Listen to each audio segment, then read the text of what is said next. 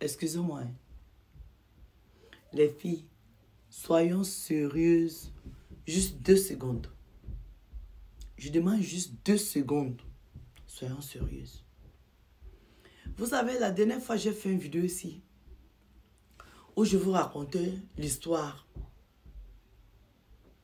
d'un jeune homme qui est tombé amoureux. Mais très amoureux d'une fille qu'il a rencontrée dans Paris. Qui avait plusieurs enfants. Mais qui n'avait pas de situation stable. Mais elle avait son petit gars, un gars qui était marié, qu'elle l'aimait follement. Ou c'est on appelle ça l'amour de ma vie, je ne sais pas. Parce qu'elle n'arrive pas à décoller le gars du corps. Le monsieur est tombé amoureux de cette jeune dame-là. Il a épousé cette jeune dame-là. Elle avait 2 enfants, elle a 2 enfants. Lui, le monsieur, il a un enfant. L'affaire que je vous raconte là, c'est toujours les gens qui viennent me raconter les histoires ici. Donc le monsieur a fait venir sa mère d'Afrique. Elle, la future mariée, toute sa famille est en France. Le pauvre monsieur a fait venir sa mère d'Afrique. Pendant les préparatifs du mariage, il y a eu des tensions entre la future mariée et les belles-sœurs. Donc quand la maman arrive d'Afrique, ses filles lui font part du problème. Que maman, comme tu vois là, nous on ne va pas au mariage de notre frère parce que notre belle-sœur nous a écartés de l'organisation. Notre belle-sœur nous a mis à côté. Donc, nous, on ne se sent pas concernés. La maman qui est arrivée la veille, ça veut dire que le mariage c'est demain. La maman appelle la belle-fille et son fils. Ah, à peine j'arrive chez vous, je trouve les problèmes. Le mariage c'est demain. Faisons la paix. Vous savez que chez nous en Afrique, quand tu pars dans une famille, on dit que la femme quitte sa famille, elle va dans la famille de l'homme. La famille de l'homme devient ta famille. Ça veut dire que ta belle-mère, elle devient ta mère. Et parfois ta belle-mère, tu es obligé de respecter même plus ta belle-mère. Parce que c'est la mère de ton mari. Une maman qui élève bien sa fille, une maman qui se respecte, va dire à sa fille que, comme tu vas à ce mariage-là, la maman là, c'est moi 2 fois. La façon que tu me considères là, considère cette maman doublement. Une maman qui a bien éduqué ses enfants, elle va dire ça. Parce que chaque fille qui se marie, ta mère te prend toujours la veille. Vous faites la causerie entre mère et fille.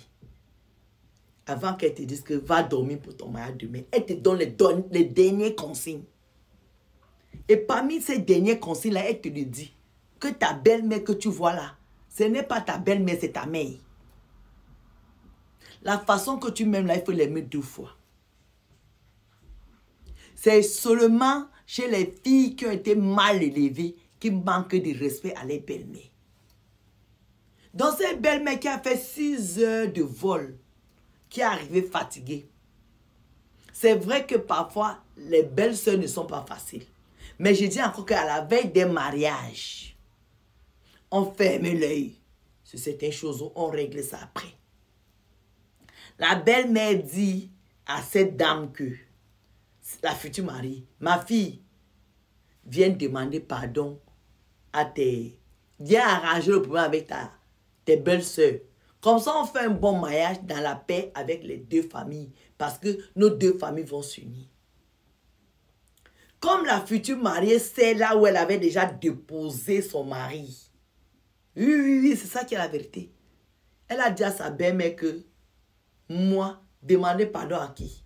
Jusqu'à sa belle-mère allait lui dire que si tu ne fais pas, tu ne viens pas demander pardon, je ne viens pas au mariage. C'est une belle-mère. Le jour du mariage, elle a le droit de te faire le chantage. C'est la mère de ton mari. La dame dont je vous parle ici a dit qu'elle ne demande pas pardon.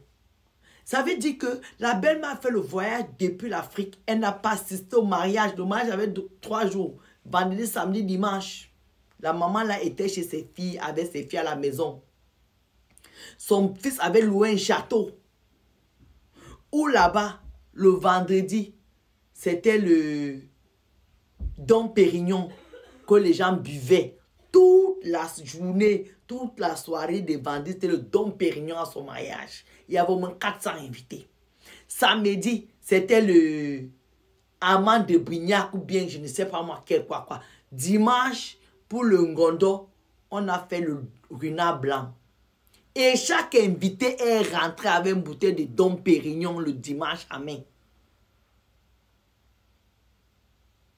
Pour la lune de miel de sa femme, il avait envoyé 10 filles à Dubaï avec sa femme pour faire 10 jours.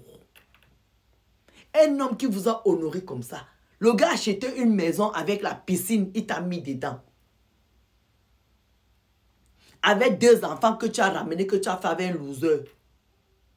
C'est lui qui élève les 2 enfants-là. Sa propre fille que tu as trouvée, tu l'as trouvée avec son enfant, qui vit avec sa mère. Elle vit hors de tout le luxe là. Est-ce que vous comprenez ce que je vous dis? Ça veut dire qu'un monsieur qui a l'argent, qui a un luxe insolent, quand tu arrives chez lui, il a sa fille aînée, son unique enfant. Ne joue pas du luxe là. C'est les enfants que sa femme a ramenés à la maison qui profitent de ce luxe. Et le jour du mariage, ses parents ne sont pas là. Et un monsieur comme ça va se marier et il pense qu'il a épousé une femme. Un monsieur qui réfléchit. Quand ta femme est en palabre avec ta mère et tes soeurs, le jour du mariage, si elle te respecte, elle va aller se mettre en genoux devant sa belle-mère. À cause de la belle-mère, les belles-sœurs vont gagner. Mais elle plie le doigt. Elle laisse ta belle-mère rentrer, après récupérer les belles-sœurs. Parce qu'il y a les belles-sœurs qui sont en nuit. Mais une belle-mère, même quand elle est en nuit, on fait avec elle. Parce que vous, là, quand vos mamans sont en nuit, est-ce que vous les jetez? Vous ne les jetez pas. Donc, on ne peut pas jeter une belle-mère parce qu'elle est une belle-mère en nuit. Donc, ce couple-ci, ils se sont mariés. J'ai dit que quand ils ont fait les 1 an de mariage, ils ont invité, je crois, 150 personnes. C'était du venu voir. Paris a bougé. Le gars a mis l'argent.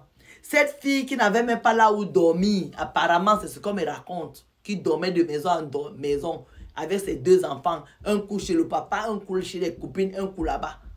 À l'heure où je vous parle là, même avec son témoin de mariage, elle ne parle plus. Depuis des années. Elle était témoin du mariage de l'une de ses copines. Elle a pris sa copine, elle est venue déposer dans les réseaux sociaux. Elle a lavé, elle a rincé, elle a plié, elle a jeté. On peut faire ça. Vous qui regardez mes vidéos, choisissez les gens qui sont les parrains de vos enfants. Choisissez les gens qui sont témoins de vos mariages. Moi, j'étais seulement la dame de compagnie du président Amout. Moi, je ne vais jamais insulter Amout dans les réseaux sociaux. Parce que pour son mariage, c'est moi qui l'avais tenu la main. Jusqu'à je suis allé déposer devant la mairie et puis sa tante a pris le relais. Parce que c'est avec sa tante qu'il est entré à la mairie. Mais pendant 48 heures, c'est avec moi que Amout était. C'est moi qui... J'étais dans la voiture avec lui, c'est moi qui tenais sa main. L'honneur qu'Amout m'a donné pour son mariage, je ne peux jamais venir l'insulter dans les réseaux sociaux. Il m'énerve. Je l'insulte back. Cette fille a fait, son mari et ses enfants et tout le monde ont tapé son meilleur ami dans les pavillons. Elle a filmé. Elle a mis dans les réseaux sociaux pour ridiculiser le meilleur ami de son mari. On peut faire ça. Deuxième partie, j'arrive.